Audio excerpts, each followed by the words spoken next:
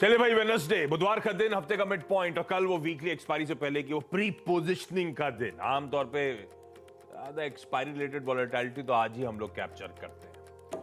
तो important session और कई सारे इंपॉर्टेंट इवेंट्स अनफोल्ड होने अभी भी इस हफ्ते में। इस हफ्ते की अहमियत तो हम लोग लगातार मेंशन कर चुके हैं कई बार, और उससे पहले थोड़ा सा कंसोलिडेशन का जोन भारतीय बाजारों में कंटिन्यू होता हुआ, थोड़ी सी प्रॉफिट टेकिंग, थोड़ी सी नर्वसनेस स्क्रीन पे क्लियरली विजिबल है।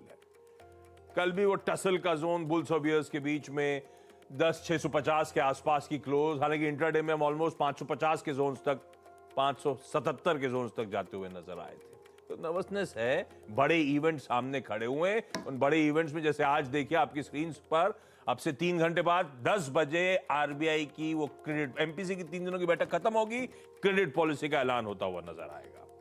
तो वो एक इंपॉर्टेंट इवेंट मेरे सामने खड़ा हुआ है। दूसरी तरफ ध्यान रखें, वो पार्लियामेंट का शीतकालीन सत्र, वो विंटर सेशन का आगाज आज से होने जाना है। और आज वो अब इलेक्शन रिलेटेड तड़का, आज आने हैं दिल्ली म्युनिसिपल कॉर्पोरेशन डीएमसी के इलेक्शन का वर्डिक्ट, आज वोट्स की काउंटिंग का दिन। और बाजार ना सिर्फ कल की एक्सपायरी के लिए प्री पोजिशनिंग कर रहा होगा, शायद बाजार कल सुबह से जो 8 बजे से आंकड़े आने शुरू होने हैं गुजरात हिमाचल के पोल आउटकम के, वोट्स की काउंटिंग के, 8 बजे से आने शुरू होंगे, लेकिन मेरे ख्याल से वोट आउट तस्वीर 10 बजे के आसपास से क्लैरिटी आनी शुरू हो। लेकिन जो भी हो, बाजार उसकी प्री पोजिशनिंग आज कर रहा होगा। इस तरह की अहमियत है आज के सेशन की भी। इस समय का मूड दिखा देता हूं पहले। एसजीएक्स निफ्टी कह रहा है वही कंसोलिडेशन रेंज में कामकाज, 30 पॉइंट की हल्की कमजोरी के साथ शायद हम लोग शुरुआत करेंगे। रिस्ट्रिक्टेड डाउनसाइड, वैसे कल भी रिस्ट्रिक्टेड डाउनसाइड था, कंट्रोल्ड डाउनसाइड था, बहुत ज्यादा पैनिक नहीं ग्रिप करा था जब ग्लोबल क्यूज खराब थे। कल सुबह की तस्वीर क्या थी? कल सुबह यूएस के मार्केट्स थे 1.5 से 2% गिरे हुए, जो हम डाइजेस्ट कर रहे थे। अब कल के एक्चुअल सेशन में भी यूएस में और पेन नजर आया। कल फिर 1 से लेकर 2% तीनों बेंचमार्क्स में दबाव, प्रेशर माउंट हो रहा है। बैक टू बैक सेशंस में एक अच्छी खासी प्रॉफिट टेकिंग आती हुई आपको नजर आएगी। डाउ का इंटरडे चार्ट खोलिएगा स्क्रीन पे। कल शुरुआत तो हरे निशान में हुई थी, हमने 60-65 पॉइंट डाउ ऊपर देखा, तो वो शुरुआती टिक्स ओपन जहां खुला था वहीं दिन के लोज और हाइस, और वहां से लगातार प्रेशर माउंट हुआ, ऑलमोस्ट नियर डेज लोज हम बंद होते हुए नजर आए। कल इंट्राडे में वैसे एक समय डाउ 34,000 के स्तर के ऊपर भी गया था, पर उसके बाद एक मीनिंगफुल नॉक उन लेवल से देखने को मिली है। अब कंफ्यूजन ये है, अरे जितना डेटा, ये तो पढ़ के मेरे ख्याल से परेशान होते रहते होंगे, जितना डेटा पढ़ो एक तरफ रिसेशन का डर लगता है, दूसरी तरफ लगता है फेड तो अभी और हॉकिश होगा। वो कंफ्यूजन है प्योरली जो स्क्रीन पर रेन करता हुआ आपको नजर आएगा। खैर, नीरज जी बगल में बैठे, इनसे समझेंगे इस तरह की मीनिंगफुल करेक्शंस क्यों यूएस के बाजार दिखा रहे हैं, क्या मूड, क्या माहौल है। वीरू बताएंगे कैसे निफ्टी बैंक की आज की स्ट्रैटेजी बनानी चाहिए। लेकिन पहले ये फुग्गा लगाया हमारे पीछे, आज जरा फुल फ्रेम में दिखाइएगा। आपके पीछे भी रखा है? हाँ लगा हुआ है, देखो सारे। वीरू आपने नहीं लगाया? अरे पूरे पूरे पूरे दफ्तर में लगा हुआ है, नीचे से ऊपर तक, पार्किंग से उतरते ही साथ फुग्गे लगे हुए आज, और सीट के ऊपर तक। फुग्गे पड़ेंगे हम लोग। डायरेक्टर साहब क्रिएटिविटी लाना चाहते थे स्टूडियो में, कुछ नया करना, तो उन्होंने फुग्गे लगा दिए। लेकिन ग्लोबली मूड कैसा है भाई?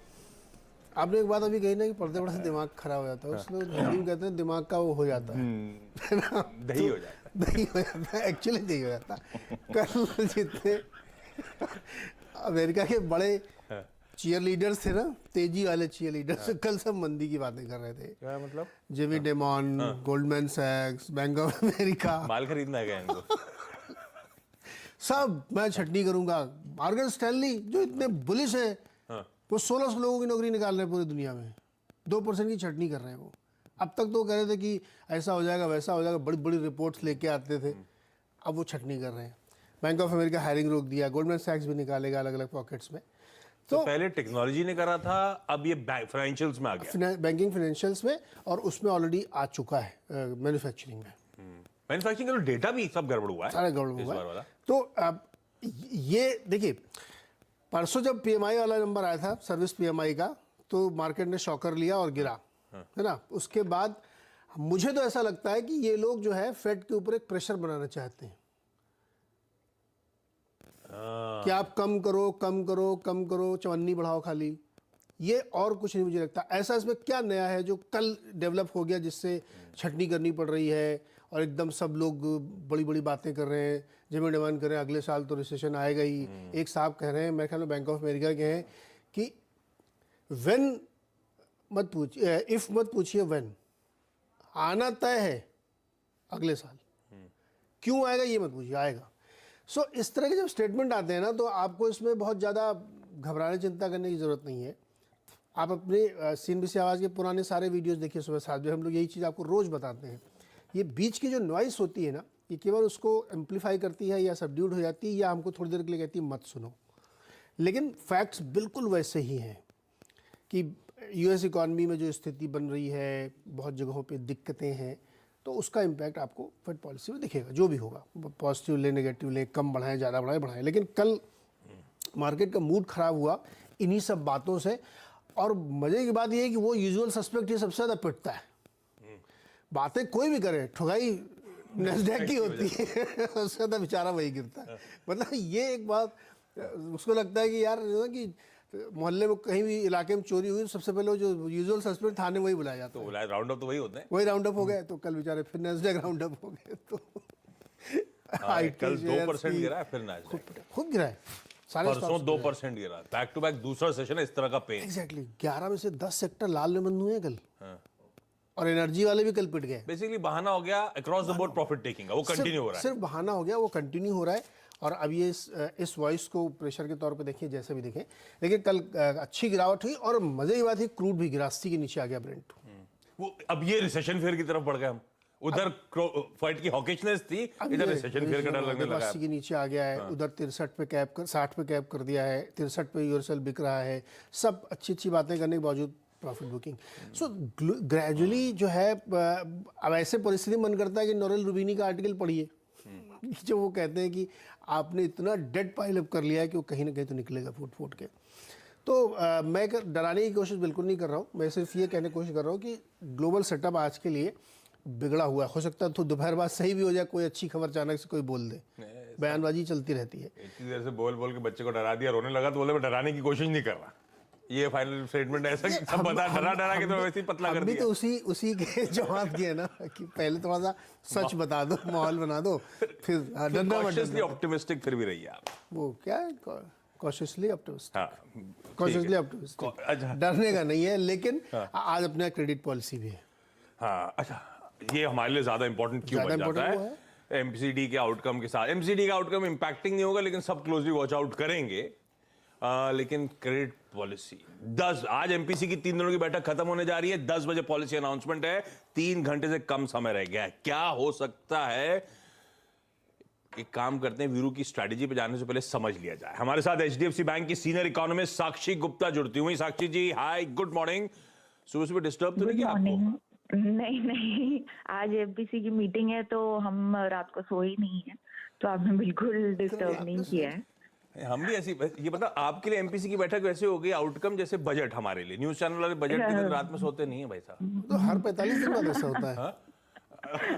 अच्छा साक्षी मैम, क्विकली, सुबह सुबह 2 ही सवाल मेरे जहन में आ रहे हैं। एक तो क्या होगा, और दूसरा रेपो रेट ऑलरेडी 5.9% पे है।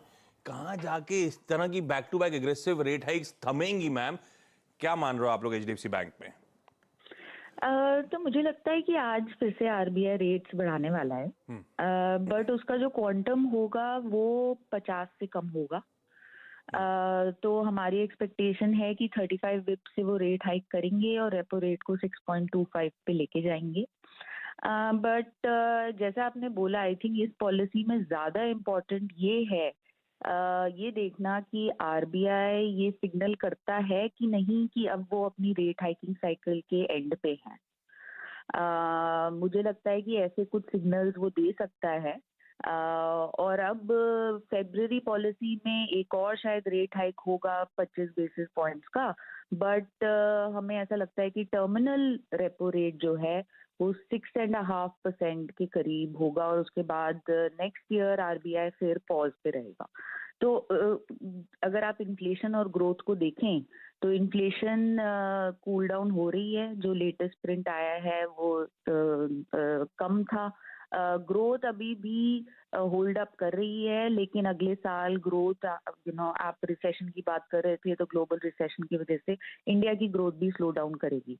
तो आई थिंक कि आरबीआई उतना ज्यादा अग्रेसिव नहीं होगा जितना जैसे फेड अग्रेसिव हो रहा है, और वो फिर बोलेगा कि हमने रेट बढ़ा दिए हैं, अब इसी के ये पूरे सिस्टम में ट्रांसमिट होगा और इसी की वजह से इन्फ्लेशन कंट्रोल में रहेगी। तो लेट्स होप कि आज की पॉलिसी में हमें ऐसा कुछ सुनने को मिले कि आरबीआई अभी तो रेट बढ़ा रहा है, but it's close to the end of raising rates. Sakshi ma'am, thank you so much सुबह सुबह जोड़ने के लिए। यही you. सुनना चाहते हैं सब लोग। 25-35 बेसिस पॉइंट वो स्क्रीन पे प्रोड्यूसर आप चला भी रहे थे, सारे इकोनॉमिस्ट वही मान रहे हैं कि स्टेप डाउन होगा, 25-35 बेसिस पॉइंट के आसपास का शायद रेट हाइक है। पर सुनना क्या चाहते हैं कि अब ये पॉज टर्मिनल कहां पे होगा। 5.9 पे बैठे हैं, 35 बढ़ा दिए तो 6.25 पे पहुंच जाएंगे, शायद इंडिकेशंस आए। 6.25 के बाद साक्षी मैम एचडीएफसी बैंक तो मान रहा है कि 6.5 के आसपास थम जाएगा, यानी कि फरवरी की मीट में एक और 25 बेसिस पॉइंट, उसके बाद सरदर्द थोड़ा खत्म हो 2023 में पॉज वाले मोड में। नॉट नेसेसरली हम वहां से रेट गिरे, पर हम पॉज के मोड में चले जाएंगे। इस तरह का कोई भी, वैसे आज अनलाइकली है कि इंडिकेशन दे दें, क्योंकि लेबर मार्केट और यूएस के फेड फंड रेट का टर्मिनल किसी को पता ही नहीं है। इंडिकेशन दे दिए तो बाजार तो जोश मार देगा, पर वो थोड़ा सा देखते हैं। कमेंट्री क्लोजली वॉच आउट करी जाएगी, गवर्नर साहब की स्पीच और साथ में वो Q&A सेशन जो 12 बजे होना है, नजर रखेंगे उस पे। वीरू, इस बैकड्रॉप पे कमजोर ग्लोब और क्रेडिट पॉलिसी की अनसर्टेनिटी, कैसे अप्रोच करूं मार्केट्स को? कुछ दिन से मामला अटक रहा है। जी हाँ, देखिए अटक रहा है। और ये कल भी हमारी बात हुई थी आशीष की, ये जो 2 दिसंबर को आपका वीकली कॉन्ट्रैक्ट शुरू हुआ है, 8 दिसंबर का वीकली कॉन्ट्रैक्ट, इसका डेटा मुश्किल है, रेंज बाउंड है, कंसोलेशन वाला डेटा है। ये कल भी हमारी बात हुई थी और ऐसा ही रहेगा, आप यकीन मानिए, क्योंकि आज भी एक इवेंट है और फिर कल भी एक इवेंट है, तो रहेगा ये ऐसा ही। कल हमारा बेस वन था आशीष, मेरी क्लियर कट अप्रोच थी, focus on base one. Base one था 18,655 और लो था 18,677। बेस वन जब तक है बाय ऑन डिप करिए, चाहे भले ही दिन में आधा मिले या फिर एक डिप मिले, 2 मिले 3 मिले, लेकिन आपका एक डिप होगा। और आप देखिए करीब करीब वहां से 40, 50, 60, 70 पॉइंट का स्विंग था। नहीं दिया उसके ऊपर का स्विंग, वो बात दूसरी है, लेकिन हाँ बेस वन कायम रहा। मैं बेस वन शब्द पे फोकस इसलिए कर रहा हूं क्योंकि बेस वन क्या था? बेस वन था पुट राइटर्स का कन्विक्शन जोन, और बेस वन था exactly 10 day exponential moving average. और ये सिर्फ निफ्टी पे नहीं था, निफ्टी बैंक का भी बेस वन था 43,080, वो भी क्या था? पुट राइटर्स का कन्विक्शन जोन, और वो भी क्या था? Exactly 10 day exponential moving average. तो मैं इसीलिए बेस वन शब्द पे फोकस कर रहा हूं। देखिए अभी मैं आशीष नीरज जी की कमेंट्री को बहुत देर से सुन रहा था, और आई थिंक बहुत महत्वपूर्ण बात जो उन्होंने कही कि ग्लोबल सेटअप खराब है। और एक और चीज याद रखिएगा, बेस वन की हमारी डेफिनेशन है 10 डेमा। आज, कल, परसों, आज से 10 दिन बाद या फिर 8 दिन बाद या 7 दिन बाद, एक दिन ऐसा जरूर आएगा जब आप इस ग्लोबल मार्केट से अपनी पैरिटी को एस्टेब्लिश करेंगे, और उस दिन आप जाएंगे अपने 20 डेमा को छूने। ये बात तो मैं कह रहा हूं। इसीलिए मैं अपनी रणनीति पर जो बेस वन और बेस टू लेके आया हूं, वो है 10 डेमा और 20 डेमा। तो कोई ना कोई दिन तो ऐसा आएगा जब आप अपने 20 डेमा को छूने जाएंगे, जैसा आपने नवंबर के तीसरे वीकली कॉन्ट्रैक्ट में किया था। नाउ आज की रणनीति, इंस्टीट्यूशनल अप्रोच। देखिए एफआईएस का डेटा नेगेटिव है, इसमें कोई राय नहीं। आप एफआईएस का डेटा देखिए, 635 सेलिंग, 558 डीआईएस की। एफआईएस ने इंडेक्स बेचा 1533 करोड़ रुपए के क्वांटम में, शॉर्ट ऐड किए 10,000 कॉन्ट्रैक्ट, 5600 कॉन्ट्रैक्ट लॉन्ग शेड किए, 1816 कॉन्ट्रैक्ट, यहाँ पर 1816 करोड़ रुपए की सेलिंग करी इंडेक्स स्टॉक फ्यूचर्स में। यहाँ पर भी अगर आप देखें, यहाँ पर शॉर्ट इनिशिएट किया, लॉन्ग काटे। इंडेक्स ऑप्शंस 1936 करोड़ रुपए का बेचा आशीष, यहाँ पे कॉल शॉर्ट करी 24,000 कॉन्ट्रैक्ट, पुट लॉन्ग करी 41,000 कॉन्ट्रैक्ट, और 6300 शॉर्ट पुट कवर कर ली। इसका मतलब क्लियरली ये था कि एफआईएस का डेटा नेगेटिव है। बट हमें मार्केट की मैसेज को ट्रेड करना है। जब तक आपका 10 डेमा नहीं टूट रहा, पुट राइटर्स का कन्विक्शन नहीं टूट रहा, तब तक आप बाय ऑन डिप्स की अप्रोच रखेंगे। जरा एफआईएस के कॉन्ट्रैक्ट्स का डायग्राम लेके आइए। आप इस डायग्राम में क्लियरली विजिबल है आशीष के एफआईएस जो हैं वो अपने लॉन्ग कॉन्ट्रैक्ट्स के क्वांटम को धीरे धीरे कम कर रहे हैं, और ये कल क्वांटम आके करीब करीब 41,780 की रेंज में रह गया। तो हमें याद रखिएगा, हमारे आगे हेडविंड्स बहुत सारे हैं, बट अप्रोच क्या है? लेके आइए पिरामिड्स। 18,800, 900 और 18,700, ये 3 कॉल राइटर्स बहुत स्ट्रॉन्ग कन्विक्शन के साथ आशीष खड़े हुए हैं। आप इन ब्लू पिरामिड्स में, पिरामिड्स में जो ब्लू लाइन देख रहे हैं, ये है कॉल राइटर्स, और पुट राइटर्स प्लेस्ड हैं 18,500, 400 और 600 पे। सो मेरी अप्रोच यही है, पोस्ट पॉलिसी याद रखिएगा, a dip towards base 1, by that. और आपका जो ट्रेड विंडो है वो ये कहता है कि आपको ट्रेड जोन मिलेगा करीब करीब 18,745 यानी रेजिस्टेंस 1 695 और करीब करीब 18,543 505 के बीच में। ये रणनीति पे मेंशन है, ट्विटर पे भी आ जाएगा कुछ देर में। तो उस ट्रेड विंडो पे फोकस कीजिए, और क्योंकि कल भी एक इवेंट है इसीलिए कह रहा हूं ट्रेड विंडो पे फोकस कीजिए, बट अबाउट दैट बेस 1 या trade will be buy on dips. Same is the case with Nifty bank. कल निफ्टी बैंक चल के फिर सिंक हुआ, लेकिन बेस 1 नहीं वॉलेट किया क्लोजिंग बेसिस पे। अगेन अगर आप निफ्टी बैंक के पिरामिड्स को देखें आशीष, इसमें आपको नजर आएगा कि 43,000 पे यानी 43,000 पे पुट राइटर इस बड़े इवेंट से पहले, ये देखिए ये जो ऑरेंज कैंडल है कैसे कन्विक्शन के साथ खड़ा है। कॉल राइटर्स प्लेस्ड हैं 43, 300, 400, 500। यहां भी फंडा यही है, बेस 1 पोस्ट पॉलिसी अगर है तो बाय करेंगे, बट याद रखिएगा कल भी एक इवेंट है तो ज्यादा अपेक्षाएं मत रखिए। और मैं फिर कहूंगा जो नीरज जी ने कुछ देर पहले कहा, ग्लोबल मार्केट से सेटअप खराब है। एक ना एक दिन ऐसा आएगा आशीष जब आप अपने 20 DMA को छूने जाएंगे। अपने आप को प्रिपेयर करिए उसके लिए।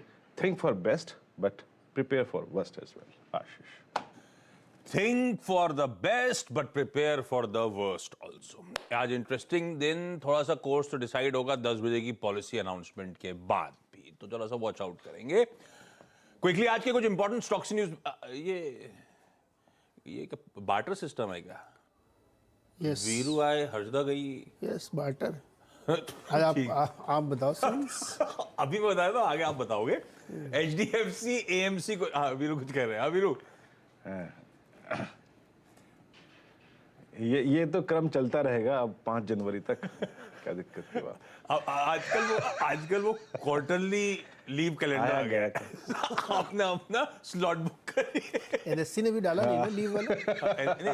NSE डालने डाले, लेकिन लोगों को पता है नहीं, पूरा long अपडेट weekend आ गया है वाले कि आगे नीरज जी आ गया आ गया। देखा ये है, अरे छुट्टी के भाई लिए साहब। नजर गड़ाए बैठे लोग कि पहले ही लॉन्ग वीकेंड देख लो बनाओ। अच्छा, HDFC AMC रडार पर रखिएगा। अबरडीन हेडलाइन में मेंशन है, तो बता देता हूं। अबरडीन इन्वेस्टमेंट मैनेजमेंट कह रहा है कि हमारा जो 10.25% के आसपास का स्टेक है हम एग्जिट करना चाहते हैं, और एग्जिट कर गए तो हम HDFC AMC के को स्पॉन्सर, HDFC म्यूचुअल फंड के को स्पॉन्सर नहीं होंगे। अब ये बिकेगा कब, इसकी क्लैरिटी नहीं है ना। ये सिर्फ अपडेट आया कि ये सेल ऑफ करना चाहते हैं। इन्होंने इंटीमेट करा है कंपनी को कि आप प्लीज कॉग्निशन ले इस बात का।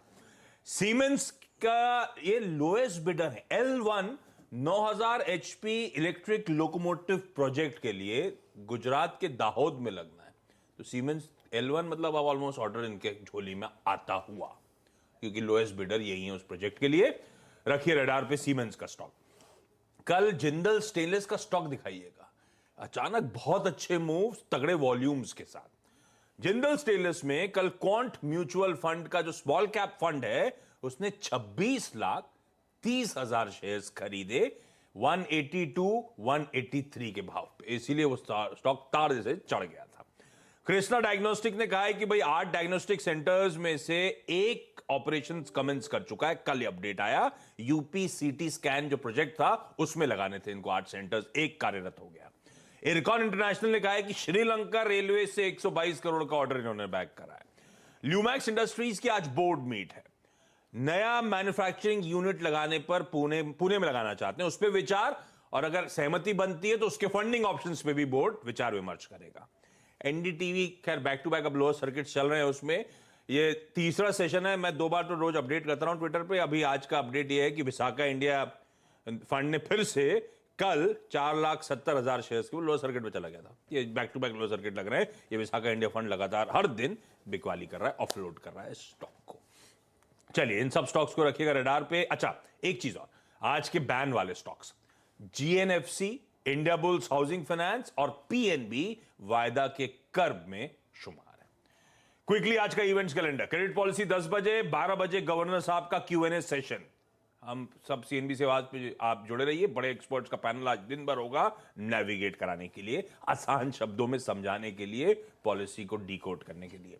दिल्ली के एमसीडी इलेक्शंस, आप और बीजेपी में ही कंटेस्ट है, और खैर एग्जिट पोल तो कुछ कहानी बयान कर रहे हैं कि कंटेस्ट है ही नहीं, एक तो डिस्टेंस सेकंड है, पर जो भी है वो इलेक्शन का आउटकम आज सामने आएगा। आज वोटों की काउंटिंग शुरू होगी 8 बजे से।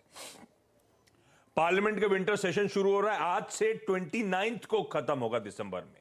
17 सिटिंग्स 23 दिन में, स्प्रेड ओवर 23 डेज।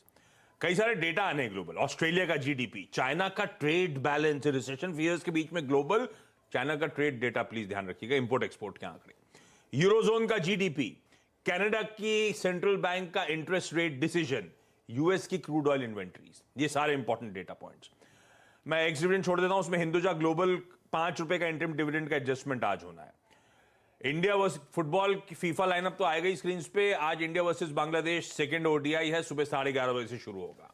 आज इंटरनेशनल सिविल एविएशन डे है, तो भाई एविएशन की सोशल इकोनॉमिक डेवलपमेंट में जो अहमियत है ग्लोबली, उसको हाईलाइट किया जाता है। कल एक आपने तस्वीर देखी थी, ताला लगा हुआ शटर, बंद था कल ना। आज ये जो शटर डाउन है ये वीरू के लिए है। आज दिल्ली में ड्राई डे है। अरे पिछली बार भी आपने बताया था ड्राई डे। पिछली बार वो वोटों की काउंट, मतदान के वर्डिक्ट के टाइम, हाँ मतदान के टाइम पे 3 दिन का था, 4 दिन टोटल अनाउंस किया गया था। 3 दिन उधर हो गए, फ्राइडे सैटरडे संडे, और 1 दिन आज। वीरू आज दिल्ली जाएंगे ही नहीं। हाँ ताले लगे मिलेंगे, आज जाएंगे ही नहीं। और क्योंकि बात हो गई है ड्राई डे की, तो एक और बात बता देता हूँ। सूला विनयार्ड्स के आईपीओ की आज प्रेस कॉन्फ्रेंस है। अच्छा, दादर वाला ड्राई डे खत्म हो गया होगा ना, ड्राई डे खत्म हो गया, इलाका क्लीन हो गया। अरे भाई साहब क्या जन सैलाब होता है, गजब। बहुत भीड़ थी। मैप ने दिखाया कि आप याला वाला रूट लीजिए, मैं वहां वाला रूट लिया कल। हर दादर के रोड जो थी, सबसे ऐसा हुजूम था शिवाजी पार्क के लिए, और कोई पॉलिटिकल पार्टी मोबिलाइज नहीं कर रही, सब अपनी सहमति से खुशी खुशी, छोटे छोटे बच्चे बड़े, अरे गजब यार, देखने लायक था वो। यस, फंस गया था खैर मैं ट्रैफिक में बहुत देर। क्विकली छोटा सा ब्रेक ले रहा हूं, ब्रेक के उस पर जब लौटेंगे तो आज की कमोडिटी करेंसी मार्केट्स की टॉप स्ट्रैटेजीज। भाई ब्रेक के बाद आप सबका स्वागत है। अब कमोडिटी करेंसी की बातचीत कर ली जाए। कुंवर जी ग्रुप के अहमदाबाद से रवि देवरा साहब जुड़ते हो गए। रवि जी गुड मॉर्निंग, कैसे कमाई होगी कमोडिटीज में? Good morning Ashish ji. आज 2 कमोडिटीज में मैं रिकमेंडेशन देना चाहूंगा। पहली कमोडिटी नेचुरल गैस रहेगी। नेचुरल गैस के दिसंबर कॉन्ट्रैक्ट में बाय करके चलना है, क्योंकि वहां पे जो यूएस में वीकली रिपोर्ट थे वेदर के, उससे ज्यादा कूल वेदर की अभी न्यूज आ रहे, तो लग रहा है कि एक अच्छी हीटिंग डिमांड के हिसाब से 465 के टारगेट के लिए नेचुरल गैस बाय करना है। 442 का एक स्टॉप लॉस जरूर से लगाए। और जो डॉलर इंडेक्स स्ट्रांग हो रहा है, फिर से 104 के लेवल से रिवर्स हुआ है, तो लग रहा है इसका थोड़ा प्रेशर नेगेटिव साइड मेटल्स पे रहे। वैसे भी एल्यूमिनियम में इन्वेंट्रीज का काफी बड़ा कंसर्न है, जो बिटवीन न्यूज थे कि एल्यूमिनियम में शायद मेटल्स के ऊपर बैन लगे, तो इस हिसाब से ग्लेनकोर वगैरह कंपनी ने बड़े इन्वेंट्रीज वहां जमा किए, तो शायद एक्सपायरी के करीब अच्छा प्रेशर वहां पे आ सकता है। तो एल्यूमिनियम में दिसंबर कॉन्ट्रैक्ट में एक बार सेल करके चलना है। 211 का इंट्रा टारगेट रहेगा, 219.50 के स्टॉप लॉस के साथ एल्यूमिनियम दिसंबर कॉन्ट्रैक्ट में सेल करना है। तो 2 स्ट्रेटेजी है, नेचुरल गैस में बाय एंड एल्यूमिनियम में सेल की रिकमेंडेशन आज के लिए रहेगी। 2 स्ट्रैटेजीज आपकी स्क्रीन पे नोट डाउन कर लीजिएगा। रवि जी कल है काउंटिंग, कौन जीत रहा है भाई आपके गुजरात में? पढ़ाई करते थे तब फर्स्ट रैंक का कोई इंटेलिजेंट स्टूडेंट हो तो फर्स्ट रैंक को कोई पूछता नहीं था। सेकंड रैंक से जो आता था उसका मार्क क्लासरूम में ज्यादा वो था कि सेकंड कौन आएगा, क्योंकि फर्स्ट सबको पता होता था। तो ऐसे गुजरात में फर्स्ट सबको पता है, और जो भी मेजर कंसर्न है वो सेकंड कौन आएगा, आप आएगा या कांग्रेस। तो यहाँ पे सेकंड जो भी आएगा उसका ज्यादा वेट होगा। बीजेपी तो वैसे भी एग्जिट पोल आपने अच्छी तरह शो किए, तो शायद लग रहा है कि वही पार्टी जीतेगी, बट सेकंड कौन आएगा उसके मार्केट पे ज्यादा और यहाँ पे भी ज्यादा इंतजार। रवि भाई कौन आएगा सेकंड फिर? स्मार्ट आंसर दिए, गलत आंसर है ये। क्लास में सेकंड कौन है, लेकिन लग क्या रहा है? सेकंड अभी तो लग रहा है कि इस टाइम तो अभी कांग्रेस आएगी, बट जो ग्राउंड बनाया आपने तो लग रहा है कि शायद नेक्स्ट इलेक्शन से सेकंड वो ही आएगा, क्योंकि रूरल में काफी अच्छा प्रभाव है। चलिए रवि जी, थैंक यू सुबह सुबह उठने के लिए, बढ़िया स्ट्रैटेजी शेयर करने के लिए। जाते थे एसजेएक्स निफ्टी दिखा रहा हूं आप लोगों को हल्की कमजोरी के साथ, सुस्ती के साथ शुरुआत होने के इंडिकेशंस आते हुए। इस नोट पर आज के शो मॉर्निंग कॉल में इतना ही। ब्रेक के उस पार सीधा सौदा। नमस्कार।